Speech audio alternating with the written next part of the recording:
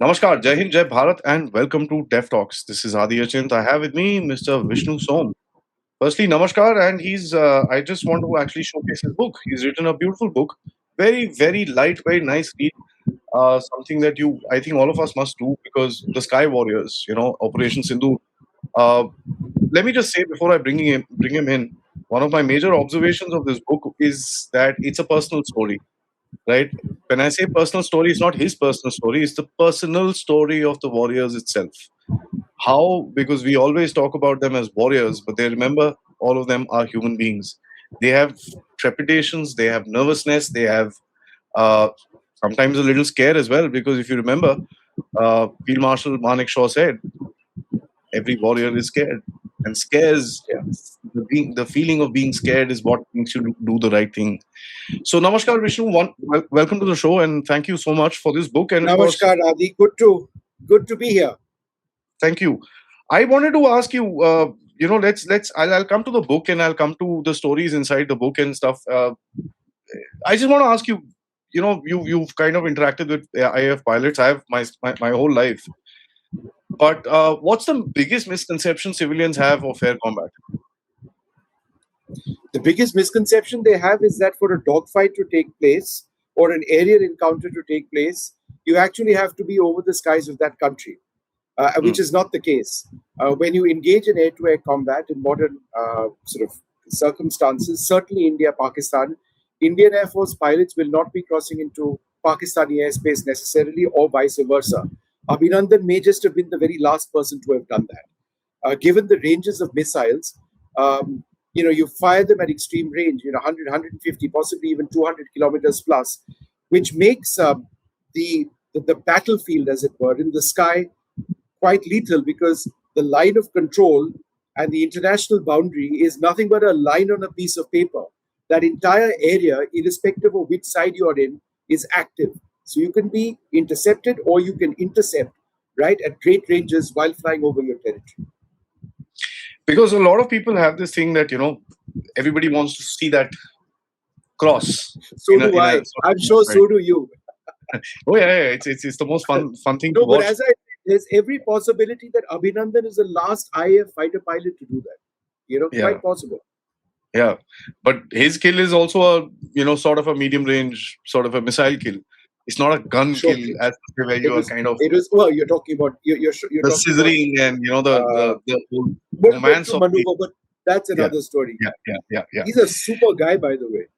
Yeah, absolutely. But an when you look at rock star, no question about it, and I hope he comes across and he gains the height in the Indian Air Force as well. One thing is there is that when these pilots were told that, okay, this is what needs to be done, and you spoke to quite a few of them, and you spoke to the commanders and stuff like that, they all get into that mode. They know what they need to do. They've been practicing it. They know the targets. They know everything that needs to be done. But there's a trepidation. How do you explain that trepidation, and how did they tell you that? I think that's a really important point. And a lot of the book, the first part, actually deals with the meetings which took place at the IAF headquarters. There is mention of meetings between the top leadership of the Air Force and the Prime Minister, the NSA, the Defense Minister, intelligence as well. And there is also mention of the point in which the Air Chief goes to, it possibly would have been Vayu Bhavan, but they wouldn't tell me the exact location, where he's got his top officers over there, which would include the Vice Chief, the Director General of Air Operations, and maybe one or two other, the Air Officer Commanding in Chief, Western Air Command, and perhaps nobody else, right? Where he walks in and he says, all right, gentlemen, this is when we attack. And I was sort of probing the then Vice Chief Air Marshal Tiwari and the Director General of Air Operations. Describe that scene, describe the scene. Was it like, what were you thinking, butterflies? And they're like, yeah, ye kahan se aaya? It doesn't work like that. The chief walked in. They knew what was happening. He said, all right, gentlemen, this is it. Those weren't his words. I can only imagine what it is. All right, gentlemen, this is what it is. These are our targets. This is our date. Let's get on with it. And that was probably it. So this great, mood this, that, ab yaar kya ho raha hai, this is the real thing, ab kya hoga, tension ho raha hai. Yaar, koi tension mention nahi. You have signed up to do this, you have trained to do this. So therefore, it's not that nobody is not scared. People get scared because they're Yep. human beings. But when you are given an order, you implement that training. And all of them said the same thing. Because I was, in as much as this book brought out the human reactions, I was looking for even more. What were you thinking? What were you feeling? Did you really think, this, that, and the other? Nahi, yaar, operation karna tha. Ye target set tha. These were the goals. We had to do it. And like, bus. He says, huh? So now this is That's a problem I not faced my entire career in dealing with the forge. Yeah, kuch to batao, yaar. There has to be more than that. He says, no, but yeah, this is it. This is the way we conduct war. This is how we conduct operations. We're trained for this. We're drilled for this. We are mentally catered to this. So there was not that tension, this, that, and the other. But there was one incredible story which I found. There was a node commander, a very senior officer. What are nodes? So nodes are these. We have multiple nodes in the Indian Air Force. These are essentially large underground theaters which are interlinked, which have access to satellite data, radar data on the ground from the air, from fighter planes, from the Air Force, from the Navy. And so there's a full battle space, an battle space management system on gigantic screens which appear. So these are the people who actually conduct a modern war. So the commander of one of these nodes, who knew that something is going to happen very soon, or it's going to happen very soon, he had that idea. Not idea, he was told. About 3 hours before the war began, I use the word war. It was a war, so I'll stick to that. 3 hours before the war began, what did he do? He went to a birthday party. So there was a 23-year-old chap, and it would have been in the crude room or wherever it was, of this node facility. The nodes are all underground. This is obviously overground. And there they are cutting cake, and everybody is happy, and they're having a blast. When this node commander knows in his head that the biggest challenge in my life is now happening 3 hours later, and all these men and women who are over here are going to be facing the biggest challenge of their lives in 3 hours, because it is perform or it is perish. But for that moment, 3 hours before, he couldn't let on that India was going to war because it's classified. I found that really something else. The most important thing is the ability of these guys to compartmentalize their lives, leaving their families and saying, "यार मैं आता हूँ थोड़ी देर में आता हूँ. I'll just come. मैं एक detachment के लिए we're just going for a little bit and coming. Don't worry about it. Nothing. कुछ नहीं हो रहा. कुछ नहीं हो रहा." The families also know, right? That यार You're ये जा रहा है. 100% right. Yeah. Okay, So and think about that. Tell me about a story there. So let me try and tell you a little story there. And again, yeah, here we go. So I'll start with the point when Group Captain Kalra, squadron commander of a Sukhoi 30 squadron. By the way, it's now old age, so people who've seen me on television now, this is a reality, but only when I read. But anyhow, so there are two human stories here, one of which answers your question. Yeah. Group Captain Kalra had an unexpected exchange after his Sukhoi touchdown on the 7th of May. 7th of May is when India hit the terror targets. That's when Op Sindoor began. Secrecy before the operations began meant that only a handful of people at the base knew what was happening. As Kalra exited his jet after his mission, an airman noticed the empty weapons pylon. He pointed to where the missile should have been and asked, "Sir, ye kahan gaye?" The poor chap had no access to the rail information. So I said, "Ye gaye jahan jaane chahiye the."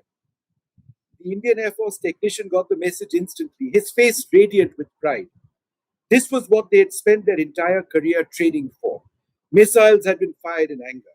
But there was something the technician regretted, something he wished he had been allowed to do. "Arey sir, missile par likhne to dete." Kalra's response captured the spirit of those 3 days perfectly. I said, "You are allowed to write on all the missiles. Whatever you feel, go berserk, go unhindered, and be innovative. in writing whatever you want to write for the adversary. Go berserk, go unhindered, write whatever you want for the adversary. And I guess they did it after that. That was the attitude of the Air Force throughout, from the pilots volunteering for the most dangerous missions to the ground crews preparing aircraft under wartime conditions to the technicians who wanted to send personal messages to Pakistan etched on the warheads themselves. When the war broke out, and this is a direct answer to your question, the fighter pilot, I'm talking about Group Captain Kalra, had spoken to his 8-year-old daughter from the base. She asked him a question that cut straight to his heart. Papa, ab kab jaoge ladai ladne? Kalra, like so many officers, just think, little Bachi is asking, father, because she knows that, my father does all this. And so, ab ladai hai, to he will, or ladai hone wala hai, to he will go. Kalra, like so many officers and men of the Indian Air Force, was bound by a code of secrecy. He couldn't tell her what he already knew, that within hours, he'd be in the cockpit, weapons hot, pushing deep with his missiles into hostile airspace, the missiles. 3 days later, on the 10th of May, after it had all ended and the ceasefire had been announced, he was finally able to tell her the truth. He and all the men and women in the Air Force had gone to fight. Imagine imagine the game, and you've brought out something which actually I don't know if you wanted to bring this out or not. The technician actually asking, "Sir, missile kahan gaye?" What that means is they've been flying with active weapons, preparing. Jana hai, jana hai, jana hai, jana hai, jana hai. Which one is the actual Gaya? No one knows. Yeah, no, absolutely. So the time was the Gaya happened on after 1 a.m. on the 7th of May. And it's so wonderful to be doing this podcast with you on the anniversary of, that broad period of Sindoor. Absolutely crazy. But can I also tell you a little story, Adi? Yeah, please. This entire business of writing messages on missiles and bombs was something which is very close to my life. I was in Srinagar Air Base in 1999, Kargil War.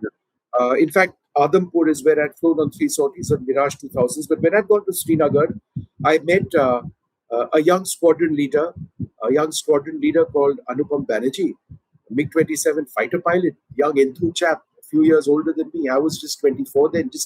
I was just 24 then. And so he was sitting in front of his MiG-27, and he said, to Nawaz with a lot of love, or whatever it was, to Zenith from whatever it is, all inscribed on his bombs. So I took a picture of the man who became my friend. I call him Banjo. He became the spokesperson of the Indian Air Force just a few years back. And so that all became, it's all over. You can find pictures of that and things like that, where IAF technicians write messages. Yeah, with and love so from when this Ravina. happened again, With love from Ravina. yeah, something like that. Yeah. So when this happened again, and somebody told me this story, I said, "Yeah, this is they do this, and this is part of what the Air Force does." So it happened in Kargil, and it happened in Sindoor. Yeah, one thing is that the way, of course, their mission was very clear. No seed, no nothing. You go in, you hit these targets. That's it. Seed weed baad mein dekhenge. Our first priority is this. Knowing very well that they could be hit by enemy missiles. Knowing very well that the Pakistanis would randomly fire, because that's what they've done before as well. Yeah. They just let out whatever they have, just let out, because they think it's just a one-day war. Yaar, jitna hai, maro, dekhi jayegi. Koi laga, nahi laga. What did a lot of these guys tell you? No, if you're talking about losses, that's the obvious question, because there is a particular sense in this country that if you have lost aircraft, you have lost the war. And I, as somebody who follows air power so closely, the first thing you know is that if you go up against an adversary, which is a near peer, the Pakistan Air Force is an extremely good Air Force, all right, there will be losses. There will be losses on their side. There will be losses on this side as well. If you take a look at the war that Iran is waging against the United States and Israel, in as much as the Iranian Air Force has been decimated, the Americans have lost 40 aircraft or thereabouts, including drones, including AWACS aircraft on the ground, including air-to-air refueling tankers on the ground and in the air, for whatever the reasons are. So losses take place. So at the end of the day, when you assess Sindoor and whether or not or we as India performed, the end result to me was always very clear. We won Operation Sindoor on the basis of the hits that we got on the ground, on the basis earlier of hitting their terror infrastructure. So, again, on losses, I think the Vice Chief, Air Marshal Tiwari, uh, wonderful pilot. I mean, he was in Adampur and Kargil. He was flying from Adampur in Mirage 2000s in Kargil. Uh, and this is what he told me. No country in the world gives you an official confirmation of losses. You give me one example. Anything we say either way confirms or denies the claims that the adversary has been talking of. And we don't want to do either. In long range engagements, there is always that element of doubt. Have you hit or not hit? Confirming either way would be an advantage to your adversary. The same thing is true of them. They've not confirmed any of their losses. Nobody seems to be asking them. I've asked, by the way, I didn't get an answer. Pakistan is building a narrative which they are comfortable with, and our people tend to fall into the trap. These are exactly my views. If you go back in history, in World War II, between the US and the UK, they lost more than twice the number of aircraft as the Luftwaffe, yet they came out victorious. They lost almost 150,000 aircraft. 150,000 aircraft. The aggressor always has losses because he goes in harm's way. The PAF has always had a defensive mindset. For us, the primacy of the Air Force is the strike force. Remember, on the 7th, we were striking. Therefore, when you go in harm's way, there will be damages and losses. All right. So this is what the Air Force Vice Chief told me. This is it. This is modern combat. So anybody saying, yeah, if this plane is dropped, and yeah, what have they done? And what did you expect? What did You're you going expect? into What did we actual do that day? combat. We knocked Yeah. out a Pakistani JF-17 at 200 kilometers. In fact, this book, in as much as that AWACS part we've heard about, this is the first account in this book of the May 7th hit on what has been identified as a Pakistani JF-17 from the Adampur-based S-400 unit. Yeah. So it's not like one-way traffic was happening. The interesting thing is the Adampur, they knew we were coming. I mean, they knew every day we were coming, and they were ready for it Absolutely. on a sort of a Yes, daily basis. yes, And what Pakistani yes. accounts say that they were flying aggressive formations from the 2nd of May. Yeah, sure. Must They have been. knew, boss, ho gaya 10 din now. Because we told them that we are coming to hit you. It's We're not coming like the to hit Prime Minister or anybody stayed quiet. No, it's not like, Yeah. हम देखेंगे क्या करेंगे. Time and place of our choosing, that wala statement is, no, boss, we are doing something. Ab dekh. आएंगे तुमको मारने के लिए.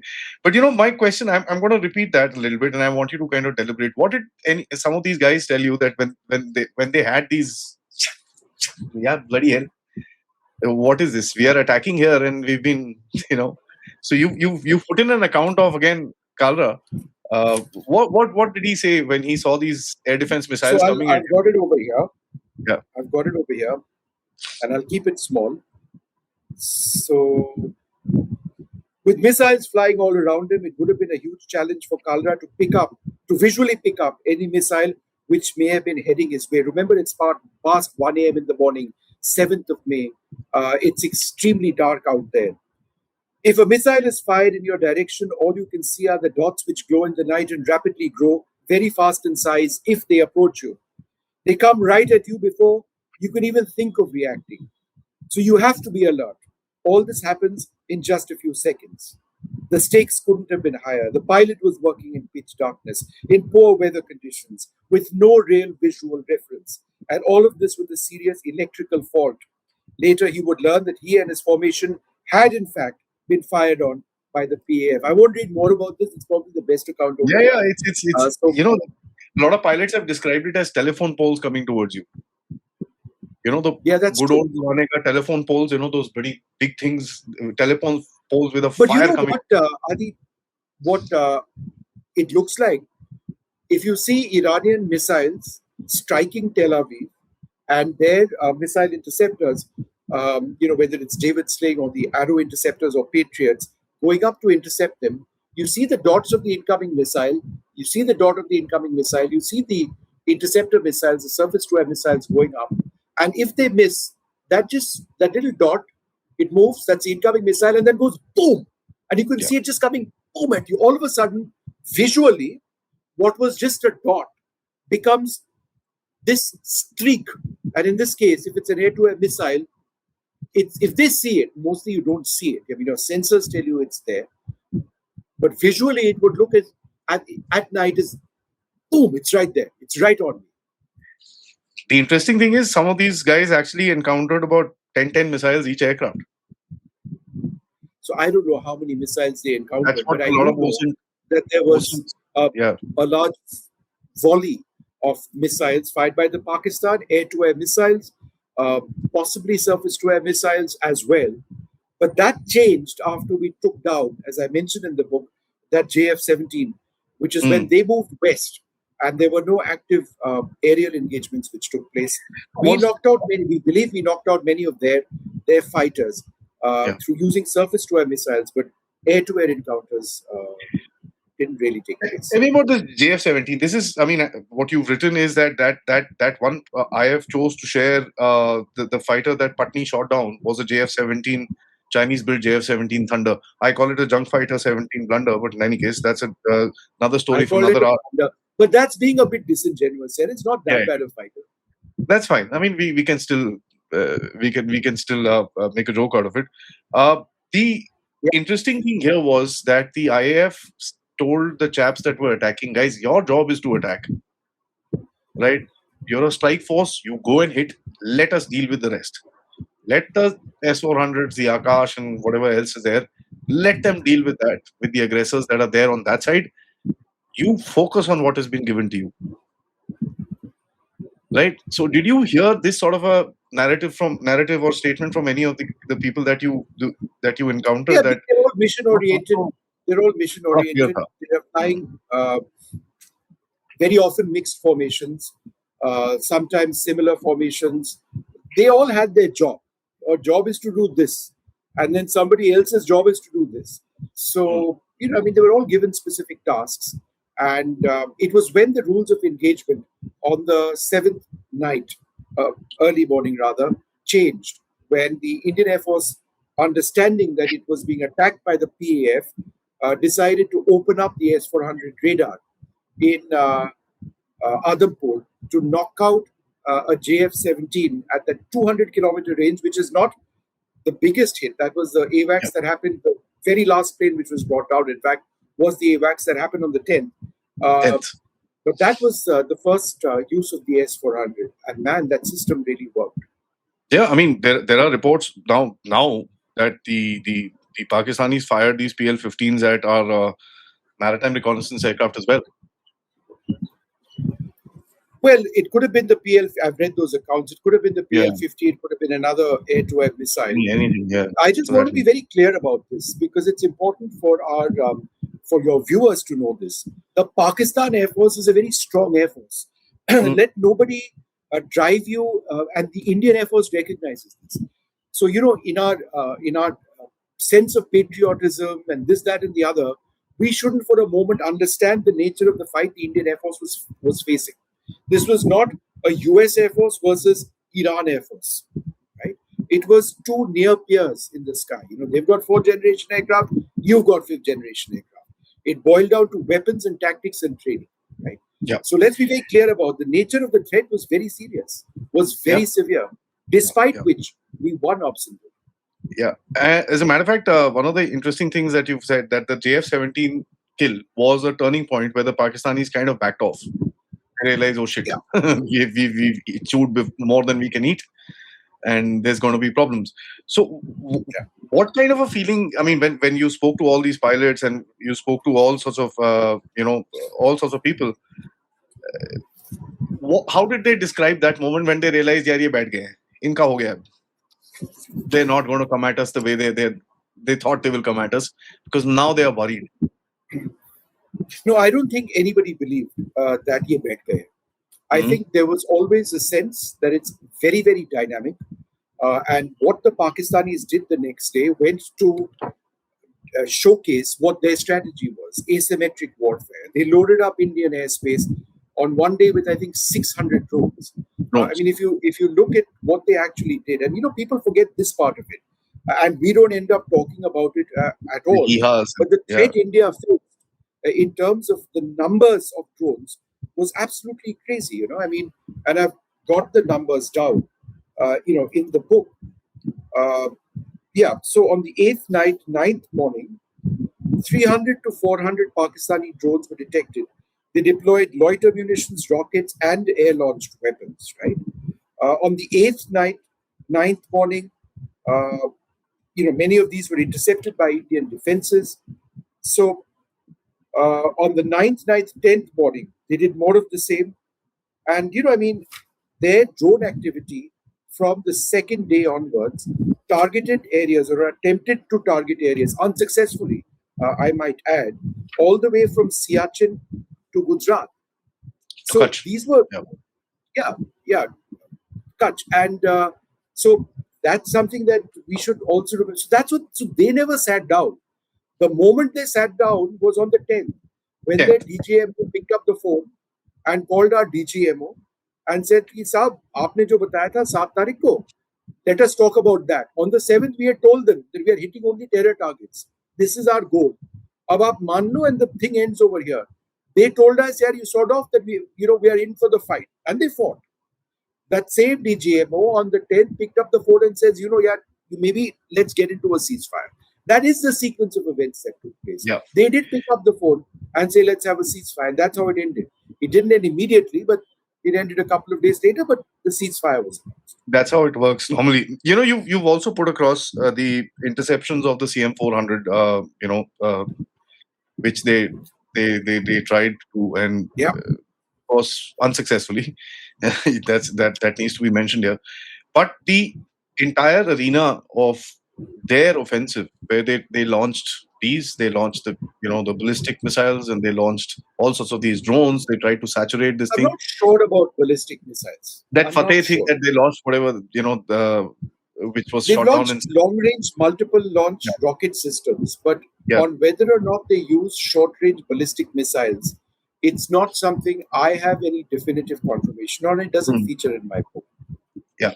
But in any case, Adampur found itself to be right bang in the center of the entire game. Yeah. And Adampur is, Yeah. what, 110 kilometers from the border, if I'm not mistaken? 100 odd kilometers from the border? I think so. Yeah. It's not that Something much. like that. Yeah, by road. So by line of sight, it'll be probably a little lesser. Uh, Adampur found itself right in the center of the space. There are multiple airfields in that area, but Adampur is the core node in that place. So tell me about Adampur. I know you've spoken about it here and there, but I think it's worth a mention. Where No, so Adampur is where, to answer your question, it all took place. The S-400 unit was deployed over there. The S-400 is a mobile unit. It is a Russian-built surface-to-air missile capable of hitting targets at a range of 400 odd kilometers, up to 400 odd kilometers. The Pakistanis know the range of the radars of the S-400, and they know the dangers it can pose. Essentially, any aircraft that takes off from any Pakistani airbase can theoretically be targeted the moment it takes off if the S-400's radars are on. But what the Pakistanis were trying to do, and we were doing the same to them, is they were trying to hit our air defenses. They were trying to do shaping operations, which means that they were trying to hit our radars, our missiles, and basically create holes in our defenses, which they would then ultimately try and exploit. Now, with a surface-to-air missile system, it's a cat and mouse game. You switch on your radar, he knows where you are, he will try and attack you. How do they try and attack you? In the case of Pakistan, using the CM400 missile. The CM400, and I write a lot about this missile system, there's a detailed technical analysis of the missile as well. It's a very fast missile. It's smaller than the BrahMos, but considerably faster than the BrahMos, which is a very fast missile. So if the BrahMos does Mach 2.8, this does close to Mach 5. And while it is, a carrier killer or an anti-ship missile, given the nature of the warhead that it can use, it was used by the Pakistanis extensively to try and knock out our radars or the system in Adampur. And therefore, there were these scenarios where you've got our S-400 operators watching literally dozens of tracks, targeting them, many of these near hypersonic speed weapons, and then interceptions of these taking place. So that S-400, think about it. This is a bullet which is intercepting a bullet. And the speed of the bullet is actually considerably lower than the Yeah. speed of an incoming CM-400 or the speed of an S-400 missile. But think about it, the technology worked. We've seen an evolution in surface-to-air missile technology around the world. But if we were unable to intercept the CM-400s, or if they were able to breach that defense, then we would have taken serious hits.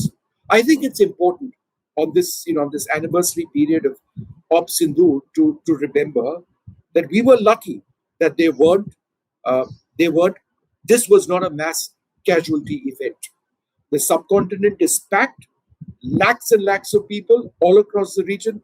Imagine what would have happened if one Pakistani missile went and landed in a populated area in Amritsar, right? Or if a missile fired by us went berserk and went and landed in a populated area in Pakistan.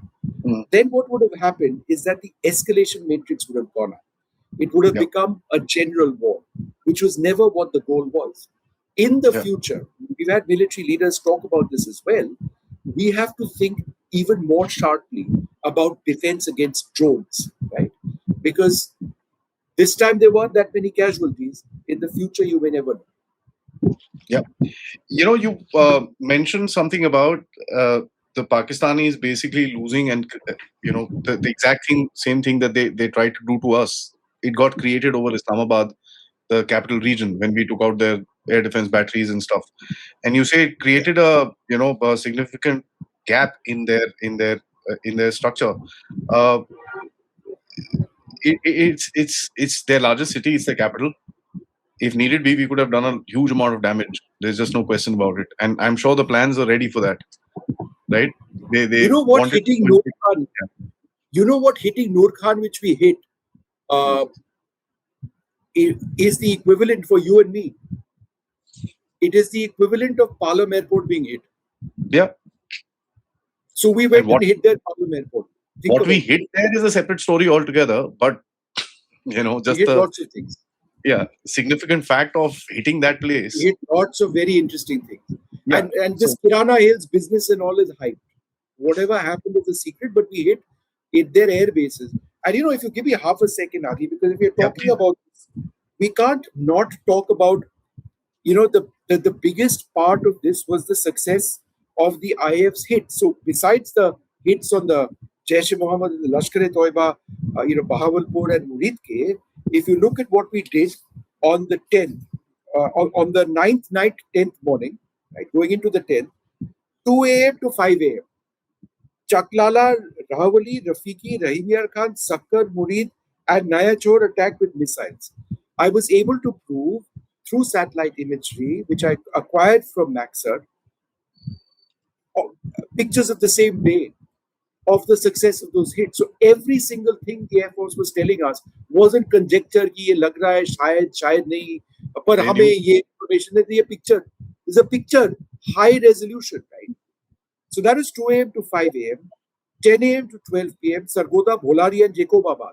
So between 2 a.m. and 12 p.m., you hit Chaklala, Rawali, Rafiki, Raimyar Khan, Sakkar, Murid, Naya Chor, Sargodha, Bholari, Jacobabad. What more do you want?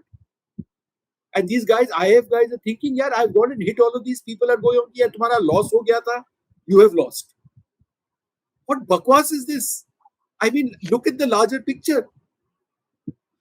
And the reason, frankly, the reason I did this book, and I got to tell you, and the book has got all of these satellite pictures, which I talk about, and I'll share them with you if you like. You can show them on your podcast as well. Uh, there is no doubt about it. I mean, we were hitting their underground facilities, their command and control centers, their hangars, their F-16 hangars, their AWACS we took out in Bholari, a UAV hangar in Sakkar we took out. We took out their radars, right? The Murid Uh, Command Center. The Murid Command Center Murid of the command, yeah, UAV. yeah. Murid, there were a couple. So Murid was one of the most interesting. Murid, we went and used a ground penetrator weapon. We hit a command and control center or an underground facility. We don't know. It is an underground facility. Yeah. Don't quite know what it is about. But then there is a building close by also. And on Hmm. day one, when I got the pictures, I said, "Yeah, it says there's a hit over here." The Maxar guys are like some of the world's best, satellite imagery experts. Maxar is now called Vanter. So I looked at it and I like, yeah, little holes. Ye kya hai? You ask the Air Force guys, Vishnu, for the last God knows how many years we've been trying to tell you, or tum to mante nahi ho ki that is what a penetrator looks like. It's not like one big kaboom. It's these little holes on the roof of a building. So then I took that, I accepted that, reported it as it was. And then I tracked that building till about 3 months ago, 2 months ago. No So more I've got exists. that building in Murid. Uske upar they put a green color tarpaulin, to kuch repair chal raha tha. That was replaced by a massive red tarpaulin. And the last picture I have, right, and that's not in the book because it came after the book was published, is that red tarpaulin is there, but there is nothing underneath it. Matlab pura ko they've taken out. Yeah. Because see that's I believe it's a 4-floor building, 4 or 5 floor building, which It is is a not. It's a one-floor building. it's It quite a is a big building. one-floor building. Yeah. It's 1 to 2 floors. वो Ah, profile से लगता है it's higher. It wasn't. okay. But we, whether there was something underground in that, that's also possible. So a penetrator penetrates to a certain depth. There is massive overpressure. The air is literally sucked out of the lungs of Yeah. people over there, and there is, it's a casualty event. Funny thing is, Besides the structural stuff, Indian Air Force or anybody in India doesn't talk about how many we actually killed there. The Air Force, the Air they Force may took the not know also. They may yeah. They not may know. not know. You could calculate it offhand just by OSINT and stuff. But the Air Force took the brunt of that. The Pakistani Air Force took the brunt of the the, Yeah, the, they the were losses. hammered on the ground. Absolutely. They really did, get hit on the ground substantially. And this is an important part when, uh, and if I can just quickly find this bit, people keep asking that, oh, why did we end, and we should have kept going. No. Now, that's that's that's also very silly because you have certain objectives in a war. If those No. objectives have been met, you don't just go to paste somebody, right? Mhm. You fight. War has to be fought logically. But the point that I'm trying to mention over here very briefly is that when when this all ended on the 10th, I can't find that bit. There's a lovely description in the book on how we had Rafales in the air with their allotted targets, flying to hit them when they're told abort. Not only did we have these Rafales in the air maneuvering to hit their targets, we had the next set of, I believe, Rafales, but there would have been other planes as well. Yeah. You know, those guys were prepping. They were arming their aircraft. कि उसके बाद एक और होगा. And Air Marshal Bharti, the Director General of Air Operations, says very clearly that, we were completely on the ascendancy. If every single airbase in Pakistan has been hit, some of them, their runways were taken out, right? Those guys have the bulk of their main runways close to the border. That is a big disadvantage to them. It's a huge disadvantage to them. And that's something we exploited. The surprise strike of Rahim Yar Khan. There are multiple stories about that. I mean, Rahim Yar Khan is, 65, 71. My father was also in the Air Force. They used to practice bombing of Rahim Was Yar your Khan. dad a pilot? Yeah. He was He was a Canberra's fighter pilot. bombers. Yeah. So he was a Canberra man. So he Yeah. fought in 71. No, he And didn't. He was commissioned in 73, but they used to practice Rahim Yar Khan very often because of Rahim Yar course. Khan was the first one that you had to take out. The war Yeah, doctrines were different. And then you went into yeah. Sargodha, and Sargodha had these 4 airfields around it in those days. Today everything is radar and everything like that. Back in the day, you had a navigator telling you, "Ha, bhai, all right, Sargodha approaching." This thing, and these monkeys had made 4 different runways around Sargodha to confuse Indian pilots. There are 4 fake runways around Sargodha. Must be. So this is back in the day, 65, 71 times. So there's Chota Sargodha. There are 2, 3 more of them, and one of them is in the desert today, which they use for their bombing practice and stuff. So So can I tell you about Rahim Yar yeah, Khan? please. I'm sorry to be interrupting No, you. not at all. I'm You're here. behaving like a Rahim Yar Khan, because there's one interesting detail in this which you must know about. Rahim Yar Khan is where we hit their runways. Now the Air Force will not tell me what weapon they used on what target.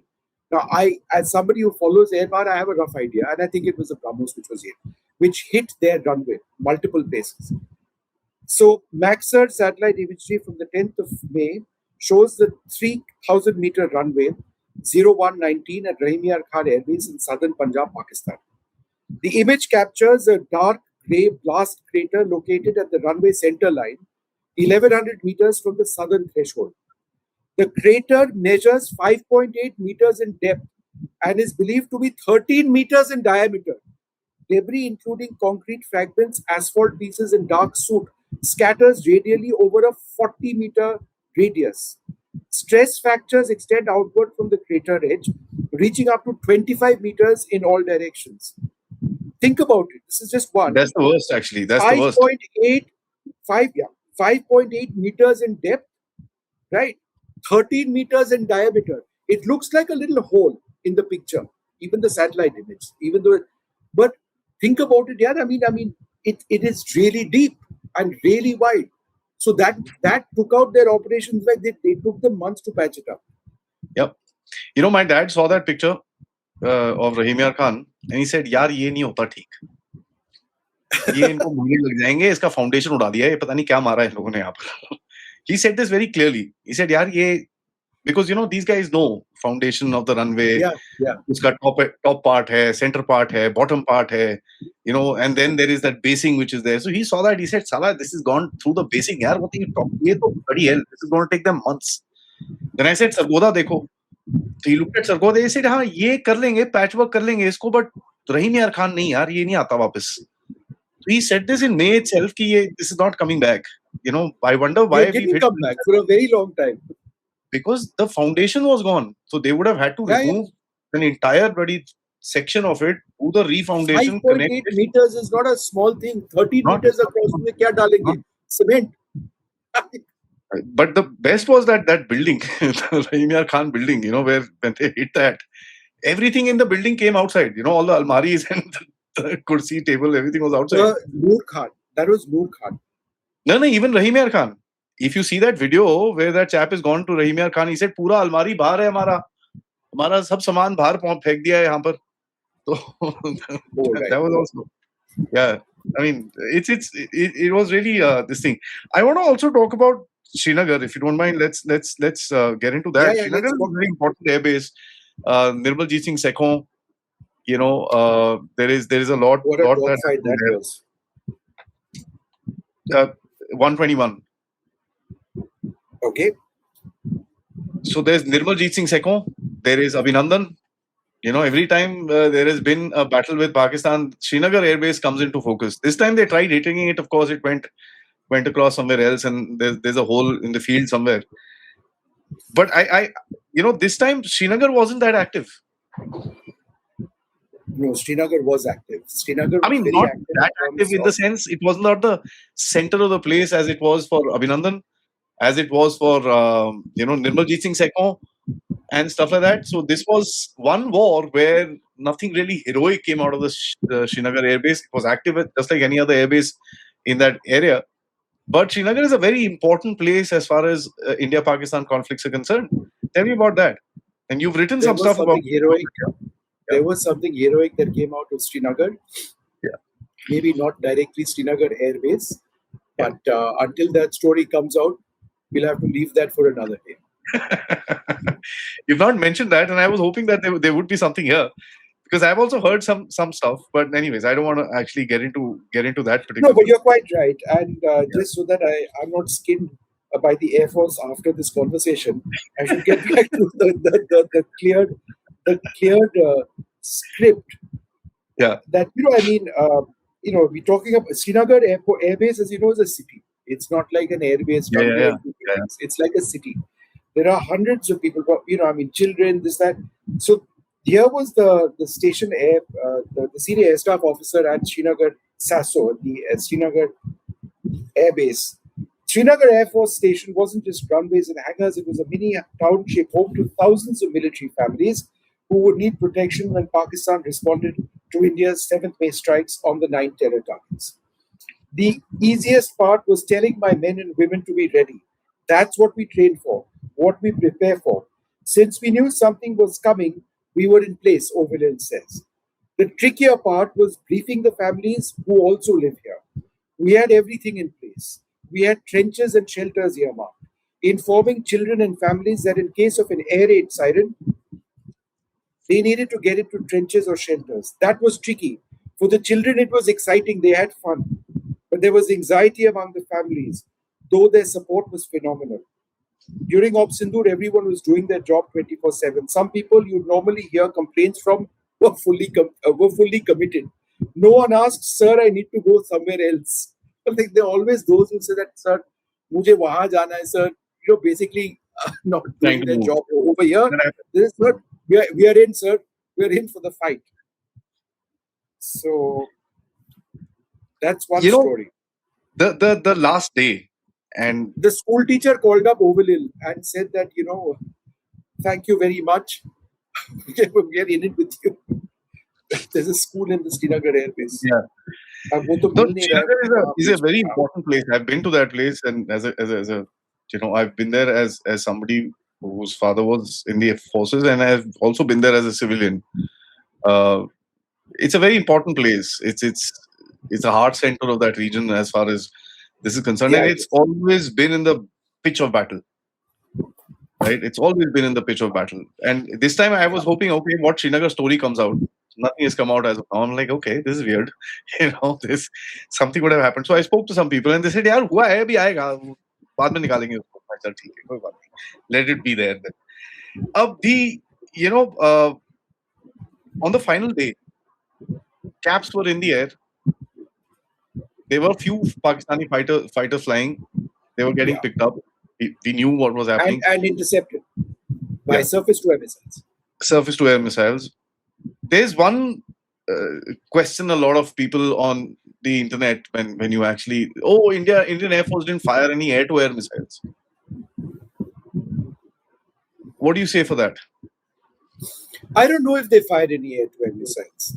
We don't know that, It right? really depends on where these pilots were vectored. Hmm. And presumably they did. Presumably they didn't hit because all of what my interception stories are all about are surface-to-air missile kills. And Yep. the one on the 10th, which is actually the most interesting, it's not. It's not the most interesting story, but I think it's the most interesting event. Is the shoot down of the AWACS aircraft. It was a Let's Pakistani get into AWACS. that. It could have been a large. It could have been a large electronic jamming aircraft. But either way, it was a world record, and so I'll just go through that. Yeah. It is quite something. Every night, the Pakistan Air Force deployed its fighter fleet, electronic warfare signatures, specifically efforts by PAF aircraft to join Indian radars, bloomed on Indian screens. Somewhere out there, beyond what the Pakistanis believed, was the S-400's outer engagement range. A high-value asset was orchestrating the aerial campaign, likely an airborne early warning and control aircraft or a dedicated jamming platform. These force multipliers were the PAF's central nervous system. Take one down, and you could break their will to fight. We were Mhm. looking forward to an opportunity, Patni says. He was the commander of that S-400 unit, to take down an HVAA, a high-value aerial asset. For Patni and his radar operators, triangulating that jamming source became an obsession. They tracked it night after night, running calculations, waiting for the perfect geometry of intercept. There were a lot of discussions to select the right parameters. The target was present on radar, but we needed to get our calculations right. The same wing commander who'd fired the first S-400 missile on the 7th of May pressed the button again. Within seconds, the missile accelerated to optimal speed, tracking with algorithmic precision a target at the edge of possibility. The wing commander's voice cut through the operations room. Stand by for impact, stand by for impact. And then target destroyed, destruction range 314 kilometers. For a moment, it didn't register. The S-400 had just intercepted an aircraft at nearly 200 miles, a range most observers considered theoretical at best. Impossible. No Yeah. system in its class had ever achieved this in combat. Then one of Patni's team members broke the silence. Sir, this is supposed to be the longest range one, the longest range kill. This was the last aircraft that went down in Yeah. Oxygen, by the way. Yeah. There's also the last thing that I want to ask you is we've already spoken about the ceasefire, so I don't want to get there, but I want to talk about the jamming. There are Yeah, three incidents which are very interesting. One is yeah. finding whole PL-15 missiles, which is, they don't normally fall like that because they have self-destruct sequences. The CM-400s that we found, that's very interesting to me. Although the Air Force refuses to talk about it, which is fine, we can understand that. But just as observers, when I see a whole missile on the ground, that tells me something was jammed, or something was brought down, or something No, was 100%. nickeled. But I'm just not sure whether there is a self-destruct mechanism for an air-to-air missile of the class of the PL-15. There are. Not necessarily. I think the At PL-15 would least have the Chinese expended claim its so. fuel and it went down. At least the Chinese claim It so. it was it missed its target, Hmm. and that happens frequently. It ran out of fuel and it landed. It just and we picked it up, and it was an intelligence coup for us. It looks Can like you it was imagine the brought calls we would be getting from Washington? Right, sir, two of our boys are coming down to help you, sir, because we are friends. And you can imagine our guys. it looked like it was brought You down can in imagine the cotton. guys picking that up and taking Oh it to, man. I don't know where they took it to open it up and then just. Yeah. But So that was an intelligence coup. the PL-15 that I saw with the full ISA radar, there are two of them or three of them or four of them. There is enough confusion, so I don't want to definitely say that and let it be. But the one photograph that I remember is of a PL-15 broken in three parts, With the and the ASA ISA radar seeker. right there, but about 6 feet away from it, the main body, and the 6 feet away from it, there was the booster at the back. And I'm like thinking, yeah, this is like brought down in cotton. Somebody dropped it from 5 feet or some shit like that. It's and a missile No, so it traveling. flew and it marched into the ground. We are very lucky to get that. Very lucky. Yeah, it was beautiful. But So may I just make something, a suggestion, a hypothesis, that yeah. that missile flew a very long way because Mm, on impact, for it not to explode, pretty much meant that its fuel had been expended. That's yeah. why it didn't explode. That one, the Chinese, of course, they're I've been reading a lot of their propaganda. They and the anti-Chinese propaganda, which is there, which Yeah. emanates out of China, not that much, and I watch that quite a bit. It comes out of very different forums and stuff. They all mentioned this, that why didn't the self-destruct work?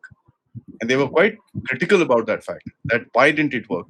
And some of them literally said we should not give these monkeys anything the next time because they don't know what to do and what not to do and stuff. So I don't know. And that's where I picked it up from, that the Chinese forums that were talking, the chat forums and all that stuff. So I have ways of being inside You those see, chat there's a forums. proximity fuse. There's a proximity fuse where it explodes Yeah. when it's in close vicinity to an aircraft. But if it's a missed missile completely, or the missile has gone AWOL, it basically flies to its range. And for example, that's how we recovered that AIM 120 C5 missile fired by Pakistan during Balakot. It ran out of fuel, it landed somewhere. Yeah. That's my sense. But maybe Yeah. there is a self-destruct mechanism adds weight to a missile. That's there, but the CM-400 was jammed, as per se. Public Oh, the reports have. jamming worked brilliantly. Yeah, The yeah, jamming worked brilliantly. And even the DRDO jammers, which were placed in Air Force bases, that is what really helped us a great deal. And the story is replete with not full stories, but mention. And they don't want to talk about jamming and the technology we have because that keeps changing the technology when it comes to jammers. The drones get Mm. smarter, the jammers get smarter. But this worked. I mean, any number of drones were guided away from their target, or their own software took them back, or in many cases they just dropped over there. And jamming is equally important for our fighter formations. I write at great length about the Spectra, which is a self-defense suite of the Yeah. Rafale, and what it actually is capable of doing.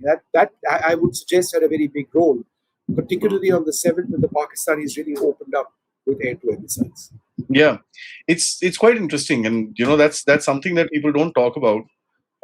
But I think the country has, just to understand that there is a capability in that aspect as well. It's not something that we need to get into how they jam it, but it's there. There is capability to do that, and why I wanted to bring this particular subject up is just to reinforce that particular point, because a lot of again chatter talks about, oh, we don't know. No, there is. These things were brought down by jamming. They were brought down. They were rendered useless by jamming. 100%.